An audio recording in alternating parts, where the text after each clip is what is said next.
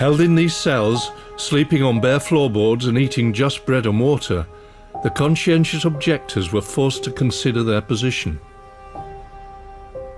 A room down the end here that I'd like to show you. Oh my God, yes. These are the very thoughts and feelings, the beliefs of those men who refused to partake in the First World War. Kind of a calendar as well, how many days that they were there for. Sharing a common experience of just a handful of really firm, strong men, in a way, who refused to go against their beliefs. God, they were really adamant. They didn't want to give in. They want to stick to their principles. 3 days after that entry, Martlew and others who become known as the Richmond 16 are sent to France, to the front. Without any word to their loved ones, the army resolved to make an example of the Richmond 16. The only way to uncover what happened to this moral Yorkshire factory worker, Bhasker's following him across the Channel to the Western Front.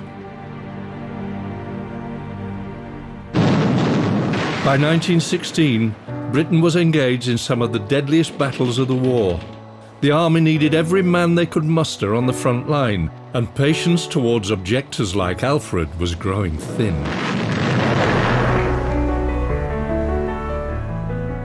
They wanted young men to go and fight, help our country, fight for our people. And this man said no. That moved me so much. So now, I really want to know what happened to Alfred there once he got to France. What did they make him do? How much he resisted? A world away from the green fields of Yorkshire, Alfred and the Richmond 16 were sent to Boulogne, right in the centre of the military camps covering the French coastline. Historian Cyril Pearce has come to meet Bhasker to help him find out more. Bhasker, pleased to meet you. Boulogne was an armed camp. Well, you can hear the guns only 70 miles away on the Western Front. And here you have, in the theatre of war, men refusing to do as they're told. The epicentre of the war effort, if Alfred and the Richmond 16 continued to disobey orders here, they could receive the most severe of all military punishments.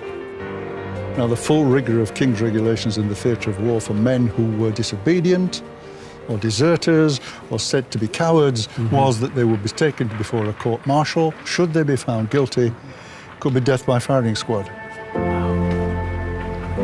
My God.